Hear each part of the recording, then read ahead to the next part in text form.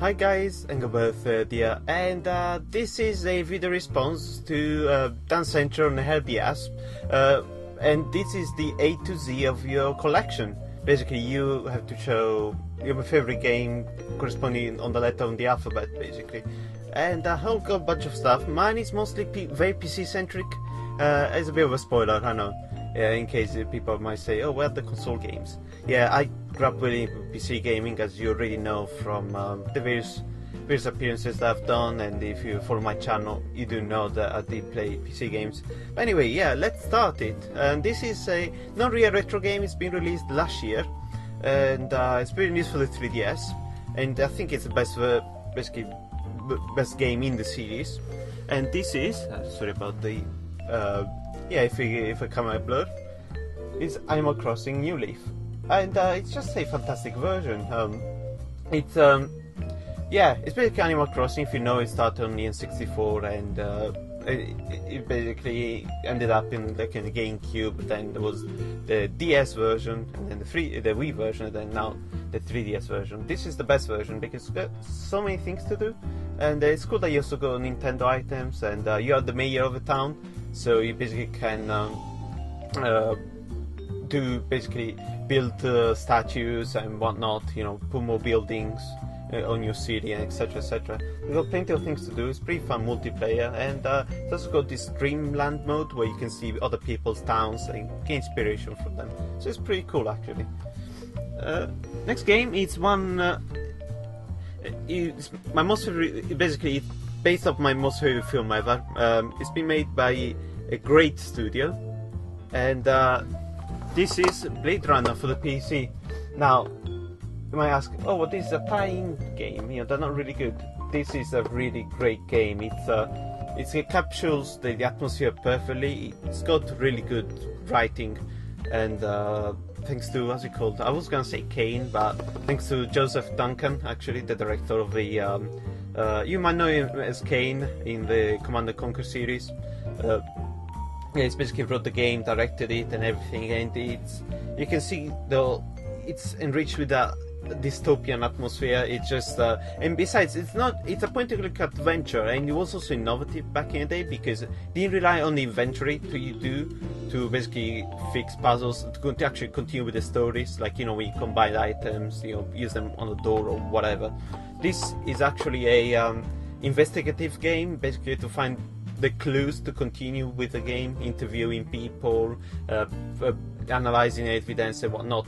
There are about how many endings? There's so many endings in here, like 7 endings or something like that.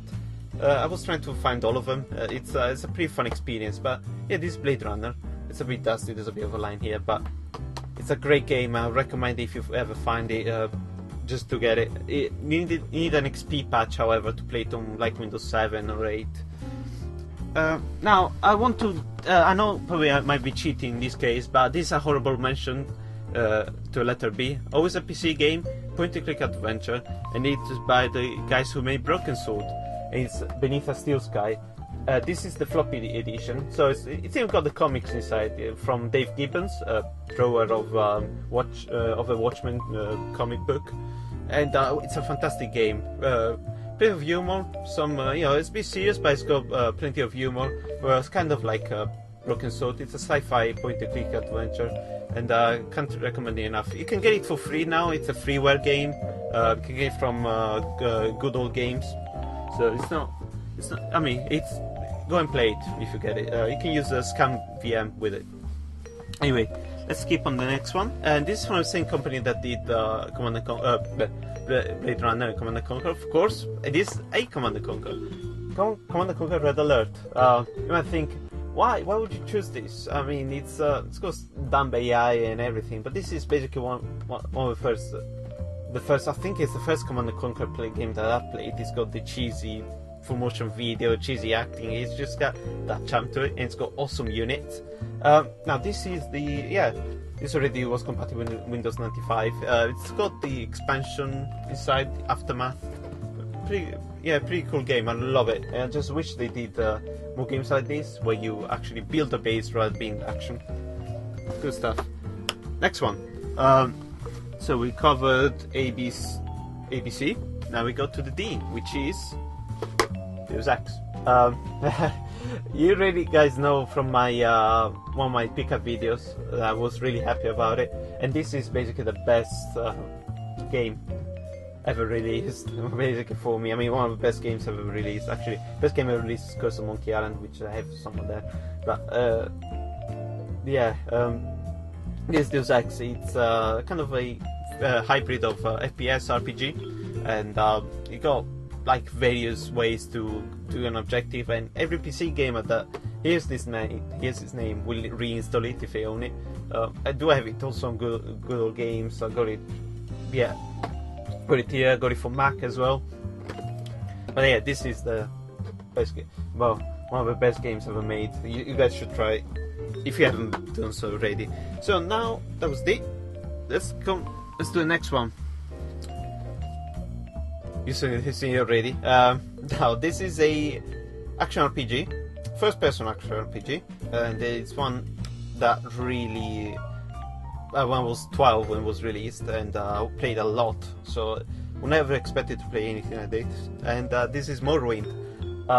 Now there's a different version. This is the Game of the Year edition, where it's called the expansion in one, as well as the maps with it's called the expansion islands, like what's it called? Solstheim and Mournhold from Tribunal and Blood Moon. And yeah, this is the Game of the Edition. It's great. It's a great version. I mean, it's a great game. You can just spend hours into it. I myself prefer it over Oblivion and Skyrim, because this has got more of an alien atmosphere, so it feels very fantasy, but it feels in a way kind of sci-fi, let's call it that way, because of the strange atmosphere that it's got. It's very like an alien world, all separated from everything. Yeah, it's that's why it's a great game. But yeah, do get it. You have plenty of mods for it as well. I mean, of course, the gameplay is stiff. Whatever, I'm a fan of stiff gameplay anyway. So that was E, and next one is a platformer. I only own it for the Mega Drive, and it's a really great game. I love it. It's kind of like Prince of Persia. It's mixed between Prince of Persia and Another World, let's call it that way. And this is Flashback. Yeah, it's a great game. Basically, developers say the Mega Drive is the best version. I kind of say that Super Nintendo is the best version of Flashback, but the Mega Drive, it's a really cool version, and I just love it. I love when you actually shoot. It's just fantastic. Yeah, what else is there to say about it? It's basically like, yeah, Prince of Persia. So you might die a lot. There's plenty of jumping going on, plenty of climbing as well. And, yeah, I love also the city level, like the forest level, but also the city level is pretty cool. Yeah, you can see that it's quite inspired by stuff like Blade Runner, as it called, Total Recall, etc., etc. Yeah, Robocop. But yeah, cool game. Do get it. Now that was F. And now let's jump to the letter. Just a very quick look at the next game to come. Sorry about that. The next game will be a PS Vita game. I do apologize about it. I was trying to find it as well as checking what was on the list next. And this is for PS Vita. It's yeah, it probably might be kind of controversial. I love the PS Vita. I do apologize. Yeah, this is a really interesting game. It's more of an adventure game, but also kind of platformer, let's go that way. And this is Gravity Rush. It's basically how a Japanese developer would think of a how's it called, like those European comics like Moebius and what was like Heavy Metal series. Is that I'm not too sure if you have a Metal series American or English, but let's call it like the 2000 AD series, like where you got Judge Dredd and whatever. And basically they based the art of those comics and made this game, and you can see the influence and everything. And actually the creator of this one is the original developer for Silent Hill 1, which is a really interesting game that he's done, because he's done some Forbidden Siren, which is a scary game. Both are very scary games, but he's done Gravity Rush, and just a fantastic experience, because to move around, you actually have to move your PS Vita. You just move it like this, and you just point to where you want to move. It's a really cool game. I like it. It's kind of let's call it like a superhero game in a way. It's got like the what's it called? Like the origin story and the way you like save the environment and every people, whatever. So it's a pretty cool game. I do recommend if you get yourself a PS Vita, you get this one. You can get it for cheap, and they always throw the PlayStation Store always throws it in your face anyway. So it's a really good game. What else have we got next? Ooh, and yeah, it's the Age. Now, this is a let's call it interesting game. Interesting game, yeah, because the in a way it evolved the FPS genre back in '98, and okay, it's released originally on PC, and this is Half-Life. I mean, this game is just great. I always, in a way, wanted it back in the day, and never managed to find it. And then found the Half-Life Generation. This comes from the big box of Half-Life Generation, actually, and it's what do you call it? Yeah, it's as I said, FPS. It's really cool because there's no cutscenes. You basically are involved with these cutscenes. Let's go that way. It's all basically in this perspective of your eyes. So it's a really cool game. You're a scientist, Gordon Freeman, of course, trapped in a scientist with aliens, military shooting at you, and all sorts of stuff. It's got cool weapons, but opposing force had better weapons actually. I got it over there. I got it probably 3 times now. But yeah, this is just a great game. You guys, if you haven't played it yet, get it on Steam now. Yeah, it's got at least it's a working version. But yeah, Half-Life, great game. Now what else have we got? Now, this is a kind of like let's call it kind of a Zelda clone in a way. Actually, I do have a Zelda game later. But yeah, this is kind of like made by Enix for Super Nintendo, and this is Illusion of Time here, or Illusion of Gaia as the Americans know it as. And it's a really great game. I mean, it's kind of a clever story to say, not too contrived. It's pretty fun exploring things. It's got the music is just like fantastic music as well. Yeah, it's an action RPG, of course. Got kind of a bit of an RPG element, but it's very kind of like Zelda. We have to find like hard containers and whatnot. That's to improve your powers. So you basically are a kid that has got like telekinetic powers and you basically hit things with a button or I think it's a pole or something like that. But it's more of a button than a pole. And yeah, it's a pretty interesting story. It's got a really interesting kind of alternate dimension kind of thing.